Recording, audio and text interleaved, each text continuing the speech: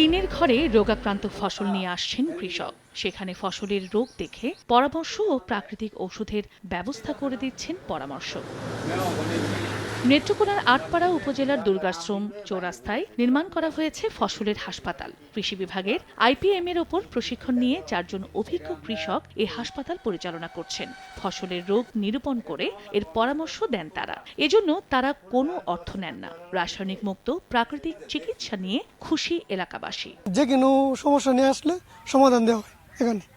আর এখানে প্রতিদিনই অনেকগুলো কৃষকই আসে, আসার পরে দেখা গেলো চিকিৎসা দেওয়া হইতেছে আর সমাধানও পাইতেছে। যে যেটা লাগিয়ে আসে সেটা নিয়ে পরামর্শ নিয়ে কাজ করলে উপকার কিছু পায়। সবাই তো আর ধান ক্ষেতের বিষয় বা ফসলের বিষয় সবকিছু বুঝে না।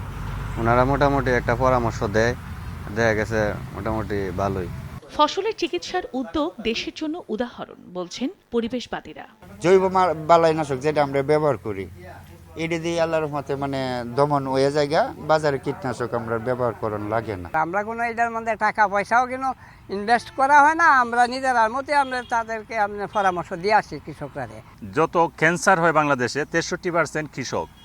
কেন? যে তারা কীটনাশক ব্যবহার করে বেশি। এই জায়গা থেকে এই অঞ্চলের মানুষের কিন্তু একটা ভালো উপকৃত হচ্ছে। এই অঞ্চলের মানুষ অর্থনৈতিকভাবে একটা লাভবান হচ্ছে, উপকৃত হচ্ছে, যে কারণে এই প্রতিদিন 10 জন 15 জন 20 জন কৃষক এখানে হাজির হন এসে তাদের পরামর্শের জন্য। কৃষি বিভাগ বলছে প্রশিক্ষণ থেকে অভিজ্ঞতা নিয়ে এই হাসপাতাল পরিচালিত হচ্ছে। বড় ধরনের সমস্যায় সরাসরি কৃষি বিভাগ পরামর্শ দিচ্ছে।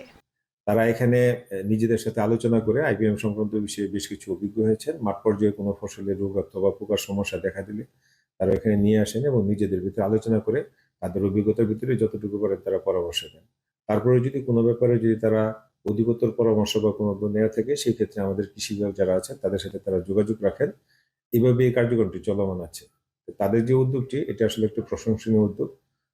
আমরা আশা করি যে আইপিএম পদ্ধতিতে আমাদের এরকম আরো অনেক প্রশিক্ষণপ্রাপ্ত আছে, তাদের কার্যক্রমটি দেখে যদি অন্যান্য কৃষকগুলো যদি এরকম এগিয়ে আসেন, তাহলে আমাদের যেটি টার্গেট যে আমরা যাতে কম খরচে বিষমুক্ত হয়ে পরিবেশ বান্ধব পদ্ধতি অবলম্বন করে ফসলগুলি ফলাতে পারি, এই কার্যক্রমটি আরো প্রসার করবে বলে আমি আশা করি। প্রতিদিন গড়ে 8 থেকে 10 জন কৃষক এই হাসপাতালে পরামর্শ নেন। সময় সংবাদ, নেত্রকোনা।